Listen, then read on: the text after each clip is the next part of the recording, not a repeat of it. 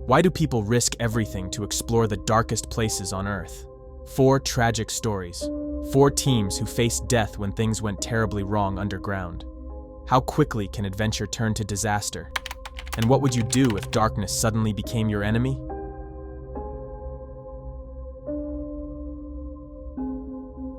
Deep beneath the surface, a 30-inch pipeline becomes a death trap.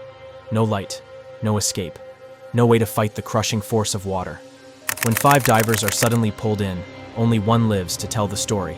The recovered helmet cameras captured every second of their desperate fight for survival, revealing how a routine inspection turned into America's deadliest commercial diving disaster. This is the tragic story of the Paria pipeline incident. What turned an ordinary job into the worst diving tragedy in Trinidad's history? On February 25, 2022, at 8:30 a.m., 5 divers arrived at Pointe-à-Pierre's coastal facility for what seemed like just another workday.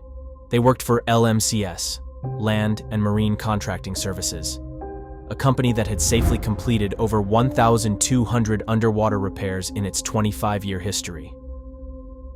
The team: Kazim Ali Jr., 35, Youssef Henry, 31, Faisal Khan, 57, Rishi Nagasar, 42, and Chris Budrum, 39, were among Trinidad's most skilled divers, with over 50 years of combined experience.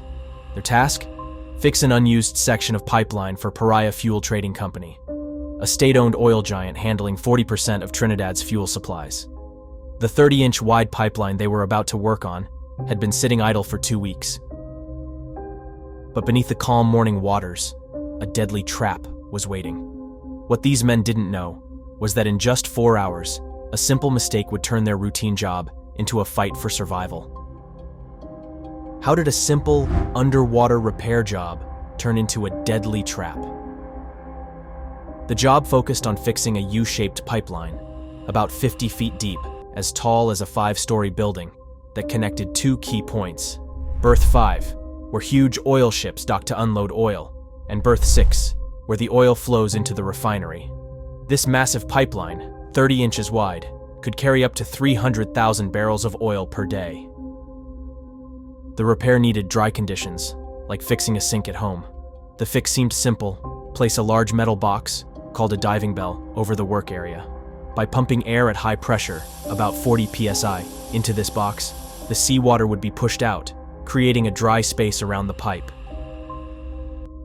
How did a simple safety box become a death trap?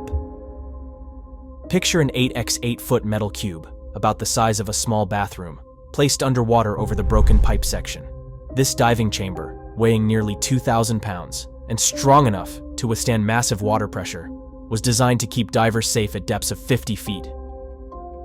But at 2:45 p.m. on that February afternoon, this safe space would trigger a disaster. Inside the pipeline, unknown to the team, a dangerous pressure difference was building up, like a loaded spring waiting to release. How did a simple rubber plug become a trigger for disaster? At Berth 6, the team faced what seemed like an easy job: removing a heavy-duty inflatable plug, about the size of a car tire, that had been blocking the pipe since February the 13th. This special plug, designed to hold back pressures up to 300 psi, enough to lift a small car, had been keeping oil from leaking for 12 days. At 2:45 p.m., after 6 hours of routine work, Kazim Ali, 35, passed a 24-inch wrench to his team. As he took off his 70-pound diving gear, his colleagues began loosening the plug's air valve, their last task before heading home. None of them knew they had just started a deadly countdown. Within seconds, everything went wrong. The diving chamber, built to protect them, turned into a giant vacuum cleaner. The pressure difference, stronger than a Category 5 hurricane's force, created a violent whirlpool inside the 30-inch pipe. Everything, tools, oxygen tanks, and all 5 men, was sucked into total darkness at speeds reaching 30 feet per second. But here's the terrifying question: why didn't anyone know that instead of oil, a massive air pocket was waiting behind that plug? The answer reveals a shocking breakdown in safety communication. How did the very air they were breathing become their enemy? In those terrifying first moments after being sucked into the pipe, the men faced what seemed impossible. The GoPro on Chris Budrum's helmet, still recording at 2:46 p.m., captured their voices in total darkness. Instead of finding 1,200 barrels of oil, enough to fill 6 backyard swimming pools. They found themselves in an air pocket, 50 feet underwater. The team had no way to know that the last inspection report from February 13th had never reached them. Inside that report lay a critical detail. The pipeline was holding more air than oil, creating pressure equal to the weight of 2 adult elephants per square inch. What happens when physics turns against you in the worst possible way? When that plug was loosened, physics unleashed its lethal force. The high-pressure air from the habitat, seeking the path of least resistance, created a violent vacuum effect. In mere seconds, 5 men, their equipment, and hundreds of gallons of seawater were pulled through a 30-inch steel tube with devastating force.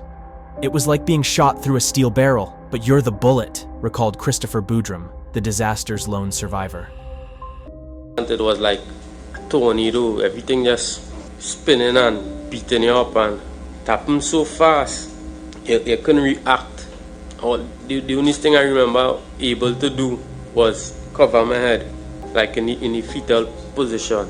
After that, all I remember, I didn't even remember actually getting pulled in the pipe. I just remember going hurled through the pipe at unbelievable speeds.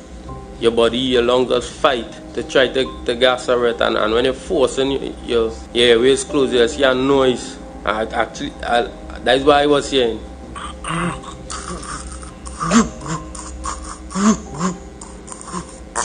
Your body suffering to pull air, and at that point I tell myself I was going to end dead. But here's the chilling question. With rescue equipment just 50 feet above them, why would it take 4 days to reach men who were still alive and knocking on the pipe walls for help? How does hope turn to horror in the depths of an underwater prison? Bruised, broken, but alive, the men made a crucial decision. They would link themselves together, forming a human chain in the darkness. Every movement was a battle against the thick black oil sludge coating the pipeline's interior.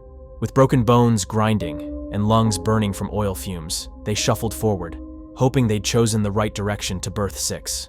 But after an hour of exhausting progress, a chilling sound broke through their labored breathing, the splash of rising water. In the confined space of the 30-inch pipe, this new threat meant their air pocket was shrinking. The question wasn't just which way led to safety anymore. It was whether they could reach it before their precious air pocket disappeared. How quickly can hope turn into horror? Inside a 1,200-foot pipeline, about as long as the Eiffel Tower laid flat, 5 men huddled in darkness at 3:45 p.m. The GoPro light on Chris Boudrum's helmet had died, leaving them in blackness, darker than a moonless night. How does a man choose between his own survival and loyalty to his trapped brothers? In the darkness of a steel tomb, 5 lives balanced on a terrifying countdown. Their air pocket, once their salvation, was now disappearing inch by inch. With only 6 inches of breathable space remaining, time was running out. Chris Boudrum and Kazim Ali made a desperate gamble. Leading the group through the oil-slicked pipe, they pushed forward into complete darkness. The damaged tanks held barely enough air for one person's escape. It was here that Kazim Ali made his final heroic decision. Despite his severe injuries, he uttered words that would haunt Chris forever. "Take it, find help, come back for us." As Chris took the precious air tank, he faced one more terrifying uncertainty. If he was at berth 5 instead of 6, a 60-foot ascent would lead him to a dead end, an inflated plug with no escape. With depleting air and fading strength, he made his choice. After more than 2 hours in the pipeline, Chris emerged at berth 6, desperately banging and screaming until rescuers found him. How could hope turn into such crushing desperation? After Chris Boudrum's miraculous escape, a startling revelation changed everything. The men weren't just alive, they were conscious and waiting for rescue. The LMCS team, who had feared the worst assuming the pipe was filled with crude oil, suddenly had their assumptions shattered. Despite being trapped for over 2 hours, far beyond their oxygen tank's capacity, their colleagues were fighting for survival. The first glimmer of hope came at 6 p.m. Rescuers tapped on the pipeline, and clear responses echoed back. The men were just 50 feet below a rescue ship equipped with everything needed to save them. 12 fresh oxygen tanks, 300 feet of safety rope, $100,000 worth of diving lights, and a 15-person rescue team ready to go. LMCS's backup divers, with over 50 years of combined experience, were suited up and waiting for permission to help their trapped friends. But then something unthinkable happened. As minutes turned into hours, then hours into days, no rescue was attempted. Above the water, a war of words erupted between LMCS, Paria officials, and the Coast Guard. While meetings were held and papers were signed, 4 men waited in darkness. Every hour, their tapping grew weaker. The real shock? The rescue equipment that could have saved them sat untouched, just 50 feet above their heads, for over 48 hours. Here's the crushing reality. Between 5:15 p.m. Friday and 6 a.m. Monday, over 50 hours passed without a rescue attempt. In those hours, 15 different rescue plans were proposed and rejected. The question that haunts Trinidad today: how did a 30-minute rescue window turn into a 3-day death sentence? The autopsies revealed something that shocked even veteran divers. Kazim Ali Jr., father of an 8-year-old boy, survived until Saturday night. Yusuf Henry, engaged to be married that year, lived until early Sunday. Faisal Khan, with 30 years of diving experience, and Rishi Nagasar, father of 2, held on until Monday morning, almost 72 hours after being trapped. They endured temperatures rising to 95 degrees Fahrenheit, toxic air with only 12% oxygen. Normal air has 21%, and the soul-crushing sound of rescue boats above them, doing nothing. What price do we pay for 48 hours of inaction? The Paria diving disaster, Trinidad's worst industrial accident since 1982, led to a government inquiry that began on February 27, 2023. But for the families of Kazim Ali Jr., father of 1, Yusuf Henry, soon to be married, Faisal Khan, Trinidad's most experienced diver, and Rishi Nagasar, father of 2, no investigation could fill the void. This wasn't just an accident, it was a complete system failure. In Trinidad's diving industry, where 200 commercial divers risk their lives daily maintaining $5 billion worth of underwater infrastructure, simple safety protocols failed catastrophically. Because everything inside me hope and I rescue going on. Everything inside me hope and I rescue was going on. Nobody was making an attempt to rescue me. I'm not sure how far this water going. And I don't tell myself I may not come back from this swim. I had to know, I had to try. Staying here is just as good as dying. And it don't make sense I should stay one place and die.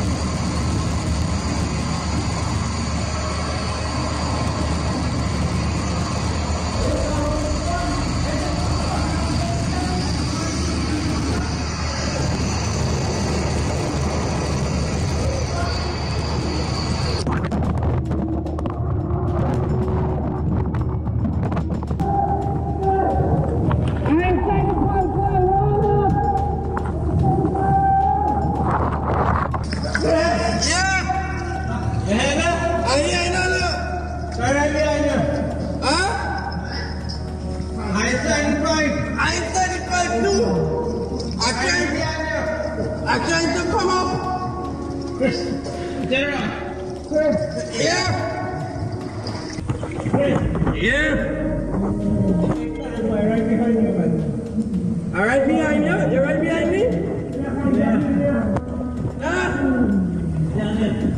You don't know when you're come up? It's not coming up. Who making all that noise there? Come on, all that we let's figure it out. We gotta go. We gotta start moving.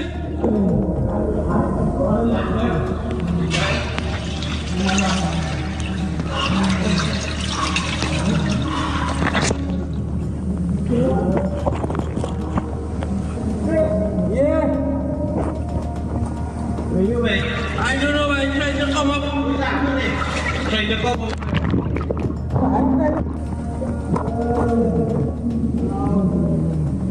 Don't worry, all is good. All is good, I'm gonna give you this. I'm trying to come up. Huh?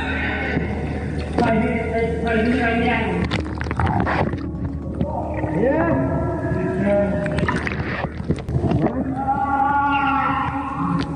Who is that boy?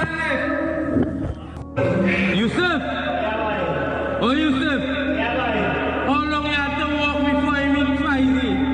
You and Feisty was together all the time? Right now, we are fighting. Right now. Who else with you? We are fighting alone. Cars with you? Right there. Right there with? Cars, everything alright with you? No. Any items break? All in. Your leg, alright. Fight, anything happen to you? A fight? No way. Yusuf, anything happen to you? Yeah, boy. What happened? Come break. Nature's caves aren't the only deadly underground places. The Lake Oliver Dam in Georgia has its own dark story. Two divers went underwater for a simple job in October 2020. How did their normal workday turn into a deadly trap?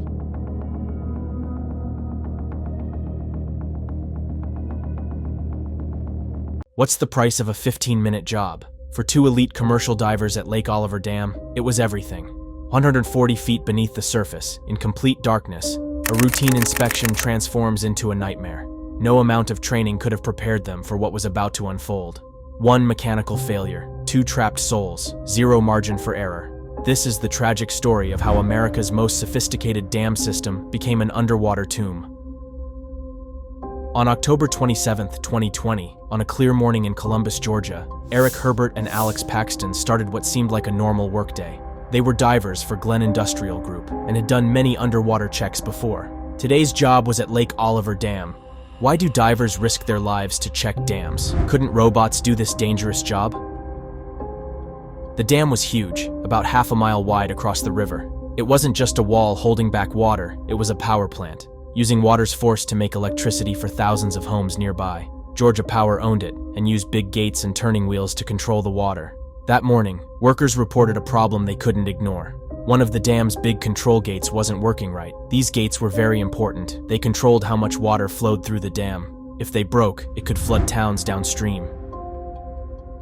For Eric and Alex, the job looked simple. Find what was wrong with the gate's chain, take pictures, and come back up. They planned to be underwater for just 15 minutes. As they got their gear ready in the cool morning air, they had no idea they were about to face one of the deadliest diving accidents ever. What scares experienced divers more than sharks or broken equipment? Being a diver isn't just a job, it's like dancing with hidden dangers. Eric and Alex knew this well. Their years underwater taught them one big lesson: respect what you can't see. While most people think sharks or broken gear are the biggest threats, experienced divers fear something else more: water pressure differences. Underwater, even a small hole can be deadly. If water pressure isn't equal on both sides of a hole, it can pin a diver with enough force to hold down a car. This force comes without warning and gives no second chance. Even the strongest person can't fight against it. That's why divers check everything so carefully before going in. They must find every valve, things that control water flow, every passage between rooms, and every possible danger. Their safety checklist isn't just paper, it's what keeps them alive. In their job, one wrong guess can kill you. That morning, Eric and Alex went through their usual safety steps. They'd done this hundreds of times before. Item by item, they checked off each danger. Valves, closed. Water flow, stopped. Pressure differences, found and fixed. The checklist was like their shield against danger, or at least they thought it was. In diving work, LODO, lockout, tagout, isn't just a fancy name, it's what keeps divers alive. It means locking every valve and switch that could hurt someone and putting warning tags on them. Every switch that could release water or energy must be made safe. They do this check many times to be extra sure. First, they put big locks on each valve to keep it closed. Then they put bright warning signs that say, "Do not touch," near them. They know that underwater, even small mistakes can be deadly. That October morning at Lake Oliver Dam, they followed all the usual safety steps. 2 Georgia power workers walked through the dam, writing their names on the safety checklist as they checked each thing. A supervisor from Glen Industrial Group followed them, adding a 3rd check. 3 different people, 3 signatures, triple safety. The checklist was filled with initials and times, making everything look safe. The finished safety form looked perfect. Every box was checked, every name was signed, every rule was followed. They thought the water below was as safe as a swimming pool. They were wrong. Safety in diving isn't about just trusting papers. It's about double-checking everything yourself. Even with 3 signatures on the form, Eric and Alex knew their lives depended on their own final check. Experienced divers have a rule: trust the paperwork, but check with your own eyes. Standing by the dam's edge, they lowered their water flow meter into the dark water. This tool was their last safety check, made to spot even tiny water movements that could signal danger. They watched carefully as it checked each important spot: Gate 3, the filling valve, every place marked on their maps. The meter showed no problems. The water around Gate 3 wasn't moving. The filling valve showed no flow. Everything matched what their safety check said. Each reading made them more sure it was safe to dive. As they got ready to dive near Gate 3, Eric and Alex shared a knowing look. Years of experience had taught them to trust their gut feelings. The inside of the dam waited below in the dark water. They had no idea what hidden dangers were waiting for them. Even though Eric was the boss, he offered to do the dangerous dive himself. This kind of leadership had earned him respect from other divers. But Alex said no, confident he could handle it. What lay underwater was like a giant concrete and steel room that most people never see. Unlike the calm lake surface, this was an industrial maze. Huge gates stood like sleeping giants, with chains as thick as a man's arm connecting them to machines above. These weren't simple doors. They controlled the water that powered thousands of homes. When the gates opened, millions of gallons of water would rush through, turning huge wheels to make power. But now, with the gates closed and everything quiet, the underwater room should have been still and peaceful. Should have been. As Alex got ready to go down, the morning sun sparkled on the lake's surface, hiding what waited below. The underwater room was connected to the whole lake, holding millions of gallons of water and forces that could kill in seconds. Neither diver knew this routine job was about to go terribly wrong. The penstock, the big pipe that moves water, seems harmless until you understand its power. Picture a pipe so big, a bus could fit inside it. Its only job is to channel the lake's huge force to make electricity. When working, it's like an underground river made of concrete and steel, turning thousands of gallons of water into power every second. But today, with the gates locked shut, that big pipe was supposed to be empty and harmless. That's what everyone thought. The pipe had drained as planned, which should have made it safe, but nature doesn't care about what people think is safe. In that seemingly empty space, deadly forces were building up, like a loaded gun waiting to go off. To Alex, the narrow column of water looked safe. All safety steps were done, the gates were locked, and the big pipe was empty, exactly how it should be for a normal dive. The calm water gave no hint of the deadly trap that waited behind those huge gates. As Alex went into the dark water, he felt confident after doing so many successful dives and safety checks. 20 feet underwater, Alex moved down through the darkness. His helmet light made a small bright space in the black water. As he went down, his light showed each link of the massive chain. His trained eyes looked for any damage. He had 3 lifelines to the surface, a tube bringing him air, a wire carrying his voice to Eric above, and a camera on his helmet showing what he saw. These weren't just tools, they were his connection to safety. Everything looks good, his voice crackled through the radio. The chain seemed fine. His gloved hands moved carefully, checking each part as he went deeper. His helmet light swung back and forth, making shadows on the concrete walls. The routine nature of the job had made everyone relaxed. Above, Eric watched through Alex's camera feed. Small waves on the surface were the only sign that someone was working deep below. Neither man knew that with each foot Alex went deeper, he was getting closer to a deadly trap that would turn this normal morning into a nightmare. Then, in one terrifying moment, everything changed. Without any warning, the force hit him. 850 pounds of water pressure, as heavy as 3 large lions, grabbed his arm. In the dark water, the thing every diver fears most had finally shown itself: deadly water pressure. "I'm stuck. I'm stuck." Alex's scared voice burst through the radio, making Eric's blood run cold. But stuck didn't tell the whole story. Alex's body had become like a plug in a deadly drain. Every time he tried to pull free, he got stuck even tighter. The big pipe, which should have been empty and safe, had turned into a giant vacuum. Alex's arm had been sucked in, and now the simple laws of science showed how deadly they could be. That 850 pounds of pressure wasn't just a number. It was like an invisible giant holding him down, too strong for any human to fight. In the dark chamber, with his light showing only swirling dirt in the water and his own fear, Alex faced every diver's worst nightmare. His years of experience, his safety gear, his training, none of it helped against the powerful pull of thousands of gallons of water rushing through a hole that shouldn't have been open. Time feels different when you're fighting to stay alive underwater. For Alex, those 30 minutes felt like forever. His body was crushed against the dam wall by an invisible force, making it hard to breathe. Just trying to take a breath became a fight against the pressure. Above, Eric and others frantically tried to find a solution. Eric pulled on the airline with all his strength, but trying to pull Alex free was like trying to lift a car by hand. The safety checklist they had trusted now seemed useless. All the locked valves and warning tags they'd checked couldn't help them now. But the real killer wasn't on any of their safety papers. Hidden in the dam was something that seemed harmless: the filling pipe. This pipe had an important job: to slowly fill the big tunnel with water before opening the main gates, so the rush of water wouldn't damage the power-making machines. Think of it like slowly filling a bathtub instead of turning the water on full blast. The sad part was that this safety feature, meant to protect machines, became a deadly trap for Alex. While the main gates were safely locked, this forgotten valve created deadly pressure.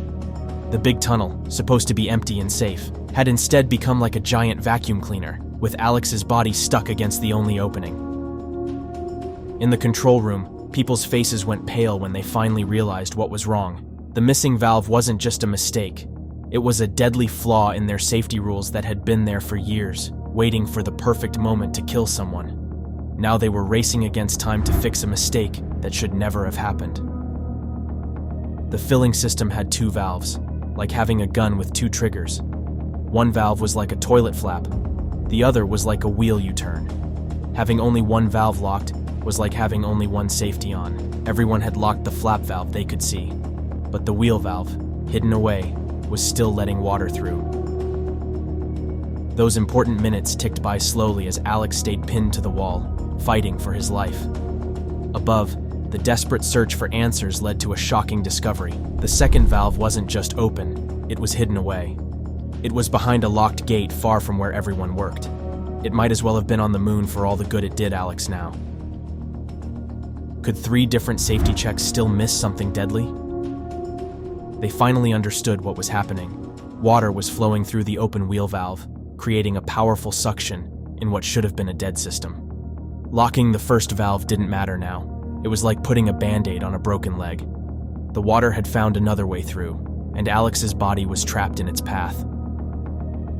Time was running out as workers rushed to find keys, unlock gates, and reach the forgotten valve. Every second meant more pain for Alex, who still couldn't breathe properly against the crushing force. A system meant to protect machines had turned into a perfect trap, making a simple inspection into a race against time. This accident showed how the worst dangers often aren't complicated. They're simple things we miss or take for granted. Delta P. These 2 letters spell death for divers. To most people, it sounds like something from math class, but underwater, it's a silent killer. That day at Lake Oliver Dam, Alex was caught in its deadly grip. Imagine standing in front of a jet plane's engine. Now squeeze all that force into a hole the size of a dinner plate. That's Delta P. It's simple, but deadly. When a lot of water tries to flow into an empty space, it creates pressure strong enough to bend metal, let alone trap a person. For 30 terrible minutes, Alex was caught in this trap, his arm held by a force so strong he couldn't even breathe. This is why the LOTO, lockout, tag-out process, isn't just paperwork, it's a lifeline. Multiple checks and signatures are meant to protect against this killer. But that October morning, one missed valve turned all these safety measures useless. The lake's millions of gallons of water found this weak spot, creating a force strong enough to turn a normal job into a fight for life. Divers have a saying, when it's got you, it's got you. Delta P gives no warning and no second chance. In those 30 minutes, while workers raced to close the forgotten valve, this simple law of nature showed why divers fear it so much. Even the smallest oversight can unleash forces too strong for any human to fight. How strong is water pressure really? Can anyone fight against it? Just 4 feet of water can crush a car door. That morning, Alex faced 25 feet of water pressure through a hole just 10 inches wide. The math was simple, but deadly. 850 pounds of force pushing every second until his body couldn't fight anymore. Time became Alex's enemy. While workers above rushed to find the hidden valve, he fought a basic battle, trying to breathe. Each breath was like fighting against a truck parked on his chest. His muscles couldn't win this fight. When you can't breathe, you don't slowly drift away. The body shuts down quickly. As Alex's muscles weakened from lack of oxygen, there was a cruel twist.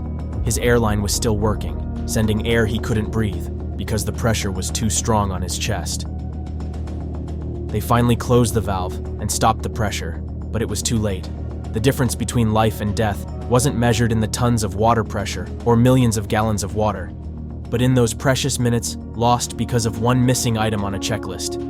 Alex's death would become more than just a number. It would show that in diving, there's no such thing as a small mistake. Lake Oliver Dam still works today, its waters now holding both power and a sad memory, showing how one simple oversight can lead to tragedy. What changes could have saved Alex's life? And is any dam truly safe for divers today? When they look into deadly accidents, they often find that many small mistakes led to the tragedy. At Lake Oliver Dam, the accident didn't happen because someone was careless. It happened because of something worse, missing information and safety steps that everyone thought were complete but weren't. Georgia Power didn't make big, obvious mistakes. Instead, they had small gaps in their safety rules that had been there for years, waiting for the perfect moment to become deadly.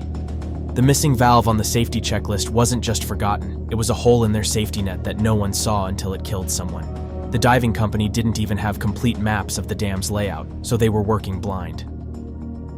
No amount of money could bring Alex back to his family. The payment they got from Georgia Power wasn't really compensation, it was admitting they could have prevented his death. Money couldn't bring back a husband, father, and son who went to work thinking it was just another normal day. The new safety checklist they made after Alex died serves 2 purposes. It makes the job safer, but it also reminds everyone what happened. Every new valve they added to the list represents a lesson learned the hard way. But maybe the biggest lesson wasn't about valves or checklists. It was about not assuming something is safe, just because that's how we've always done it. Alex's story isn't just a warning. It's a reminder that safety rules only work if they cover every possible danger. The saddest part of the Lake Oliver Dam tragedy was how carefully they checked the dangers they knew about while missing one that was right in front of them. 3 experienced professionals checked and rechecked a list that wasn't complete. It's like having 3 security guards check every lock in a bank, but miss an open back door. This accident makes us face an uncomfortable truth. Sometimes the most dangerous things aren't what we check for. They're the things we don't even know to look for until it's too late. I'm gonna have him keep snow, like just hold your slack.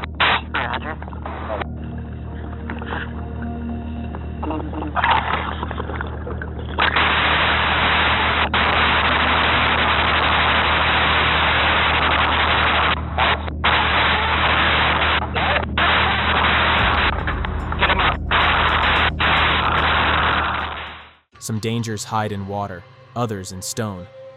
Deep in Wales, the Agen Allwedd cave system waited for its next victims. Unlike the dam's clear waters, these ancient passages offer only darkness and confusion. What happens when the way out suddenly disappears?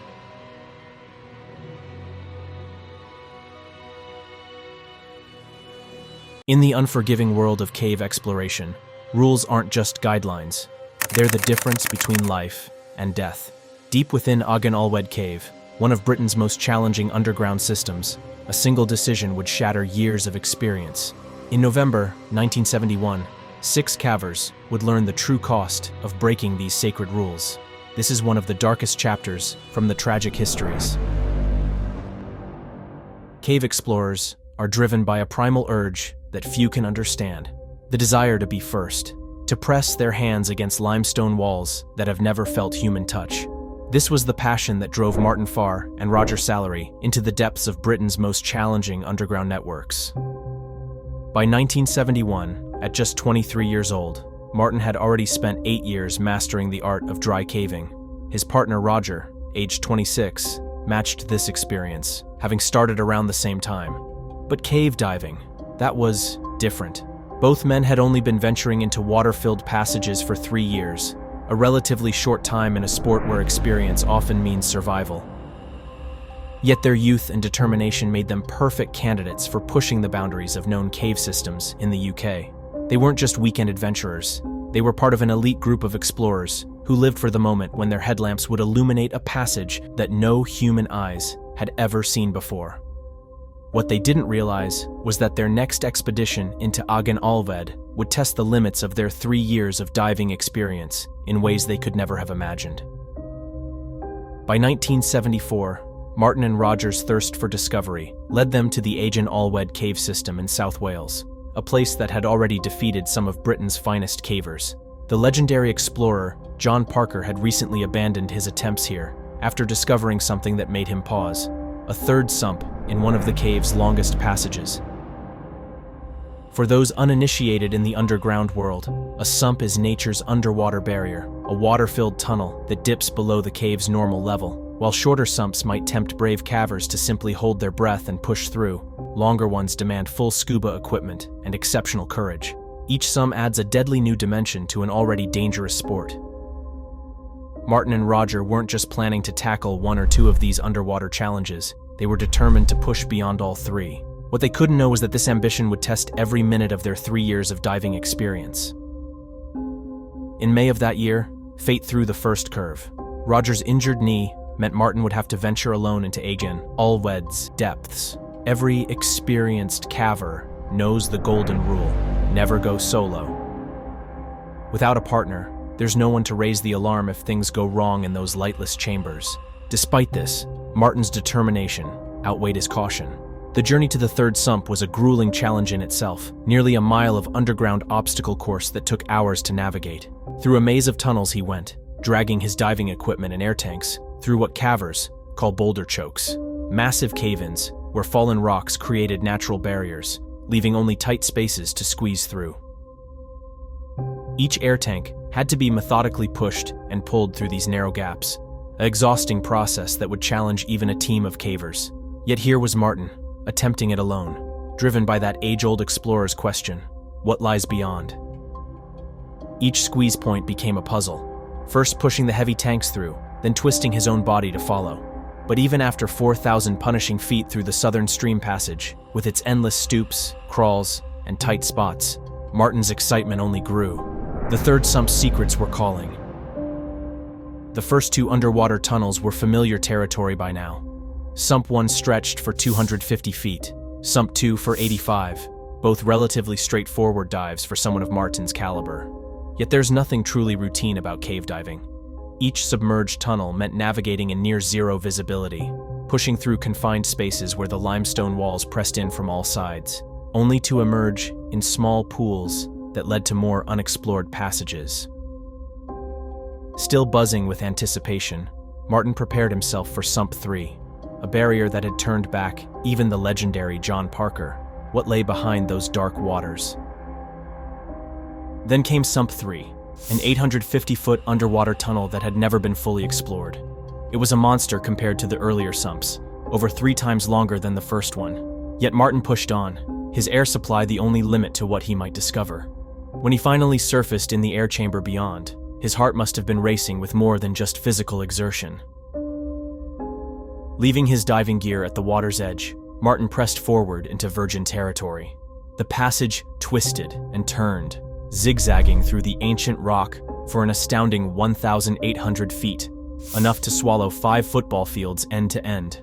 He was now deeper into Agen Allwedd than any human had ever ventured, but the cave wasn't finished revealing its secrets. Then came the moment that made every exhausting step worth it. Around the final bend, Martin's headlamp illuminated yet another sump, a 4th underwater tunnel. But experienced cavers know their limits. His air supply, waiting back at Sump 3, would be just enough for the return journey through the 3 sumps he'd already conquered. Being a mile underground meant a grueling 4 to 5 hour journey back to daylight. The discovery was too exciting to keep to himself. As soon as he reached the surface, Martin called Roger. The plan was simple but ambitious. They would return, each carrying an extra air tank, to tackle this newly discovered fourth sump. Roger, despite his injured knee, felt that familiar surge of excitement. What unknown chambers waited in the darkness beyond those unexplored waters? Few can understand the mindset of these men. While most would shrink from the thought of being trapped a mile underground, having to navigate 4 underwater tunnels just to reach the unknown, Martin and Roger saw only possibility. For them, each tight squeeze and long dive wasn't a barrier, it was an invitation. On June 15th, 1974, they returned to Agen Allwedd. Following Martin's earlier path, they reached Sump 3 with military precision. Here, they switched to fresh air cylinders, leaving their partially used tanks on the bank for the return journey. Each carried 3 tanks into the depths of the cave, and now, with 2 full tanks each, they faced Sump 3, the 850-foot underwater tunnel that guarded the way to their ultimate prize. Finally emerging from Sump 3, Roger got his first glimpse of the passage that Martin had discovered weeks before. Together they navigated the 1,800-foot stretch, moving with careful precision to protect their vital diving gear. But as they reached the fourth sump's dark waters, something changed. The electric thrill of discovery suddenly gave way to an inexplicable heaviness. The cave's atmosphere shifted. Where moments before there had been excitement, now an eerie silence fell between them. The ancient rock walls seemed to press closer, the air growing thick with unspoken tension. Both men felt it, that primal warning that sometimes comes before disaster. Yet the pull of the unknown was stronger than their dread. Checking their equipment one final time, Martin and Roger slipped beneath the black surface. They entered the fourth sump as a team, though each diver was on his own journey. Roger carried 400 feet of guideline, Martin another 1,000. Their different equipment told the story of their diving styles. Roger's smaller tanks meant he'd likely turn back first, while their contrasting buoyancies kept them at different depths. Roger drifting toward the ceiling, Martin pulled toward the floor. Deeper they pressed into the unexplored tunnel, twisting through narrow passages as they laid their lifeline behind them. At 400 feet, Roger's reel ran empty. Martin tied in his line and noticed Roger struggling. His recurring sinus problems were flaring up again. Despite the stabbing pain, Roger refused to turn back. He followed Martin through another 100 feet of virgin passage, the promise of discovery outweighing his body's warnings. In that moment, Martin made a decision that broke diving's most sacred law, the rule of thirds. It's simple but absolute. 1/3 of your air for going out, 1/3 for returning, 1/3 for emergencies. He had already consumed his outward portion and should have turned back when Roger's line ended. Assuming Roger had already started his return, Martin let curiosity override caution. He pressed on until he hit a gravel wall, his heart racing with anticipation. The wall seemed to promise an air pocket above, a chance to catch his breath before the long return journey. But as his depth gauge showed just 3 feet to the surface, Martin's hope turned to dread. There was nothing but solid rock above. Even then, with warning bells screaming in his mind, he couldn't resist one final gamble. He pulled himself another 30 feet along a right-hand passage, only to find a dead end. Now he was deep in Agen Allwedd's fourth sump, well beyond his safe air margin, with a long journey home ahead. When Martin turned around, he spotted Roger hovering near the ceiling, his face a mask of shock behind his diving mask. Martin's hand signals were urgent and clear. They needed to get out now. Roger's expression told a chilling story. He too had likely been searching for that non-existent air pocket, and now faced a 500-foot return with dangerously low air. Both men's hopes of finding a new chamber had ended at this underwater dead end. Just 130 feet into their retreat, disaster struck. Martin's tank ran dry. Fighting back panic, he switched to his reserve, but the math was devastating.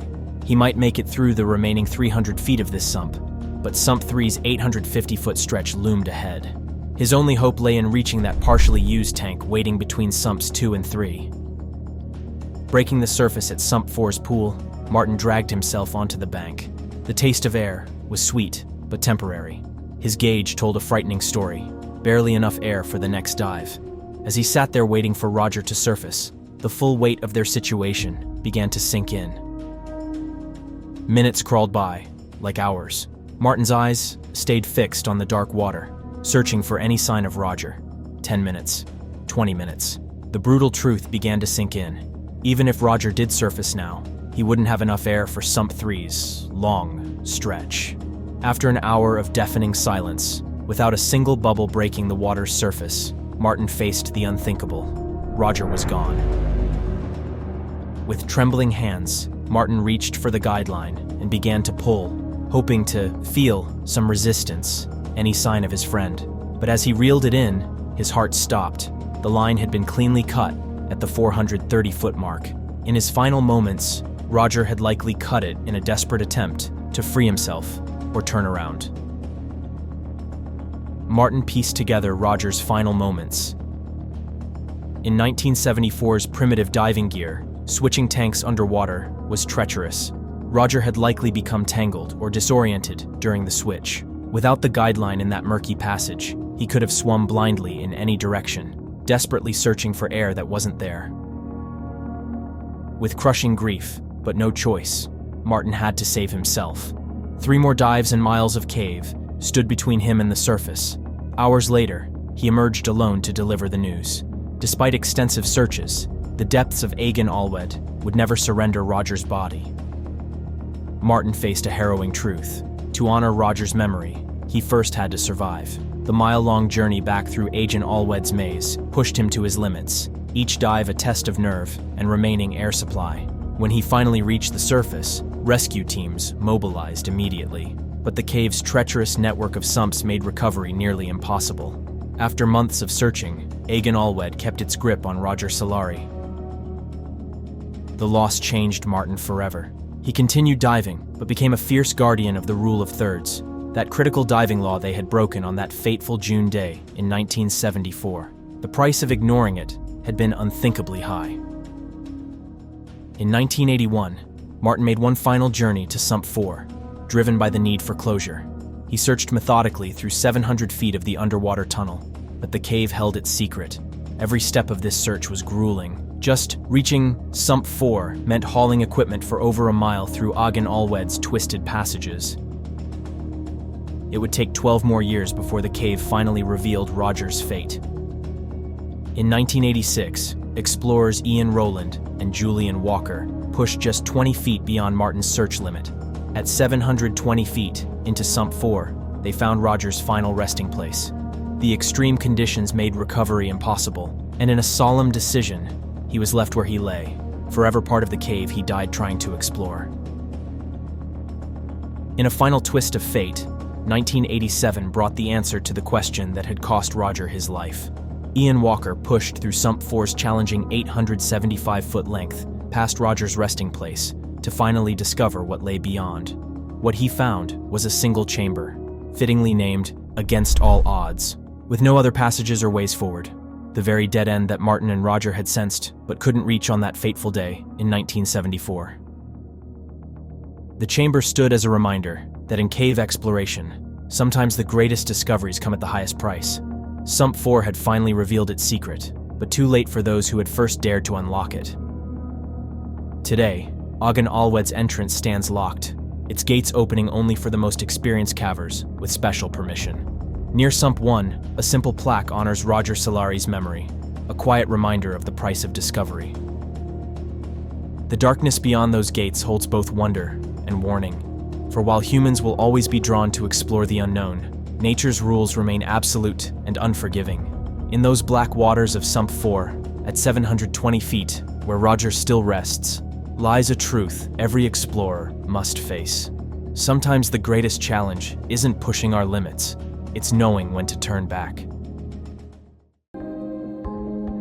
After Wales's maze-like caves, we face an even deadlier challenge. Megawell's vertical pit stretches down like a monster's throat. When 3 friends descended into its darkness, they never imagined their lifeline would suddenly become their death sentence.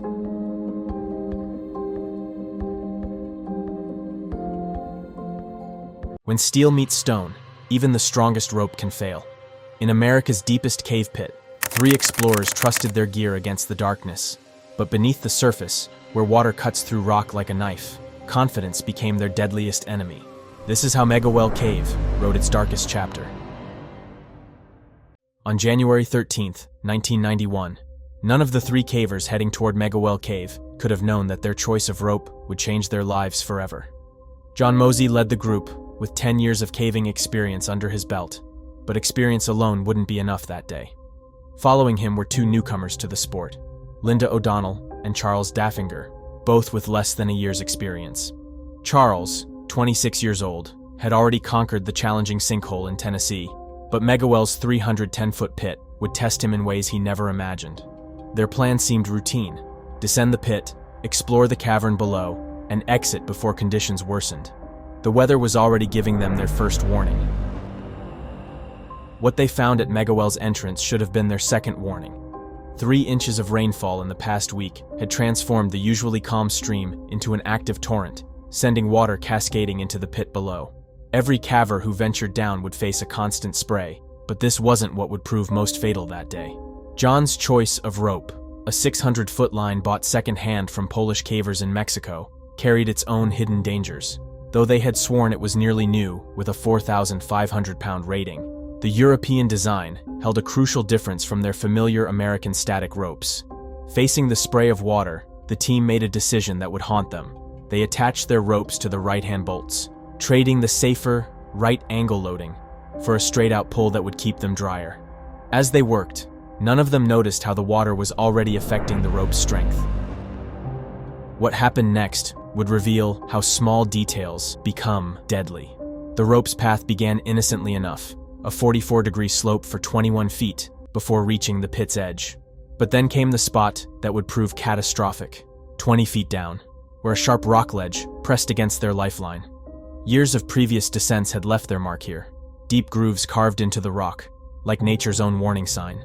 Past this scarred sentinel, the rope dropped straight down into the waiting darkness. None of them realized that this worn ledge, combined with their earlier choices, had just set the final piece of a deadly puzzle in place.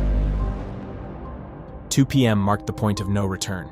The descent had started routinely enough. John took the lead, methodically checking the rigging as he navigated the slope. The rope's faint hum under his weight echoed through the pit as he disappeared into the darkness. Linda followed, each movement calculated and careful. Then came Charles's turn, and with it, the weight that would test their safeguards. At 240 pounds, plus another 20 from his water-soaked gear, his 260-pound frame would put more strain on the rope than it had ever handled before. His eyes never left the line as he moved downward, unaware that every inch of descent brought them closer to disaster. By the time all three reached the bottom, the clock was ticking. For 45 minutes, the massive cavern kept them distracted from the dangers above. Water-slick walls and echoing streams drowned out their voices as they explored, their lights catching glimpses of ancient formations in the shadows. But nature was sending them signals they couldn't ignore. The constant drip from above had soaked them completely, and Linda's growing shivers were the first sign that time was running out. John made the call to ascend, knowing the climb would challenge them, especially with the spray making every surface treacherous. He took the first attempt, testing the rope that had now been exposed to hours of running water. Though his ascent was exhausting, he made it safely.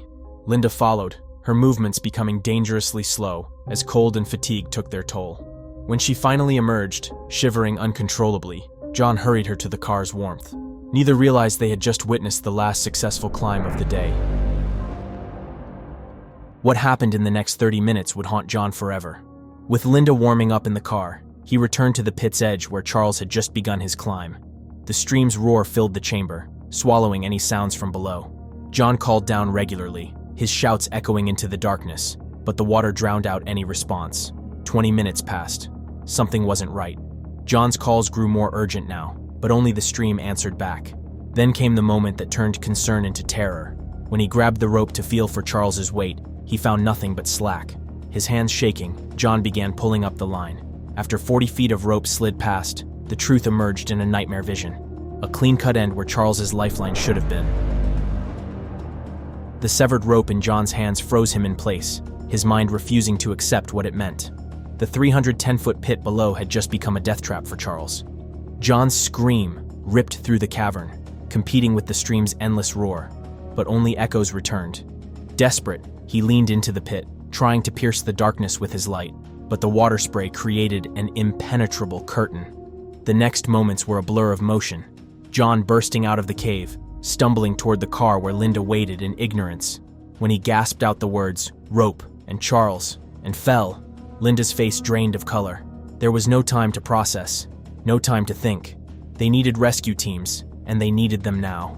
Time was their enemy, and somewhere in the depths of Megawell Cave, Charles was waiting. Every second now was precious. Racing to their car, John and Linda burst onto the road, where fate sent them their first break, a passing motorist. John's words tumbled out through the car window. "Cave accident, Megawell, man down, need rescue, now." The driver sped off in search of a phone as John and Linda headed for the nearest supply point.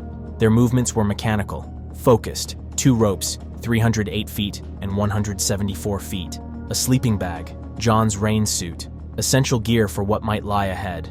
During the drive back, Linda's whispered words cut through the silence. What if he's still alive down there, waiting for us? John gripped the wheel tighter, unable to voice the terrible possibilities racing through his mind. The clock was ticking, and every drop of water in Megawell Cave was another moment lost.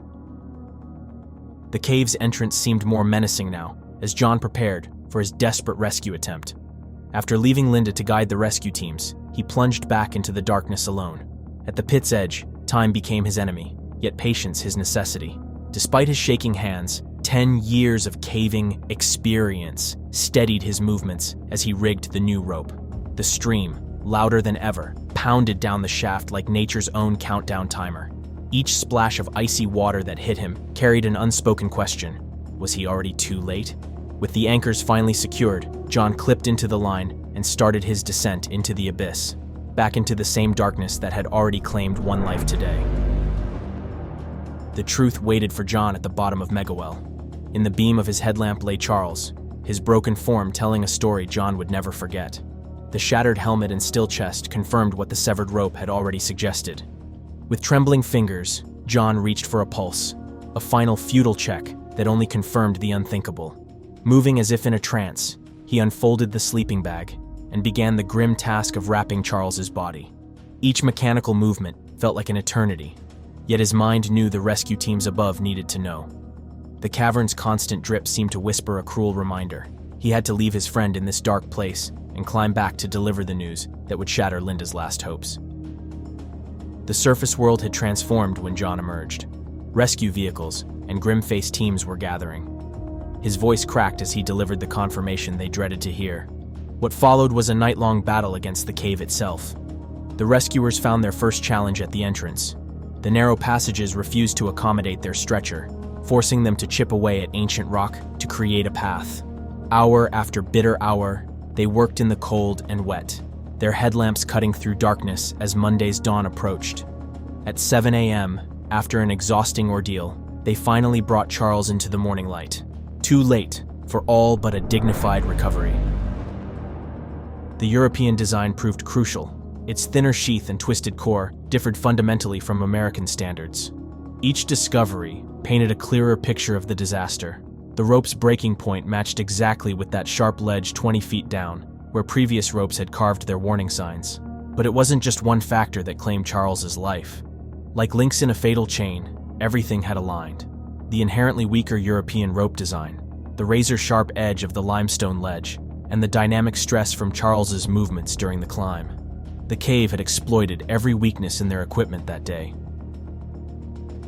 Megawell Cave's tragedy stands as a stark reminder of how swiftly the sport of caving can turn fatal. On that January day in 1991, what seemed like minor compromises, a second-hand European rope, a sharp ledge, the rushing water, combined to claim Charles Daffinger's life at just 26 years old.